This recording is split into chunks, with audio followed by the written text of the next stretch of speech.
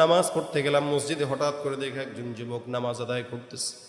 যুবকটার হাতের ভিতরে কি যেন এরকম করে একটা কাপড় দিয়ে বাঁধা। আমি যুবকটাকে নামাজের পরে ডাক দিয়া বললাম, যুবক কি ব্যাপার, হাতের ভিতরে তোমার এত বড় কাপড় বাঁধার কারণটা কি, তুমি একটু জানাও তো আমাকে।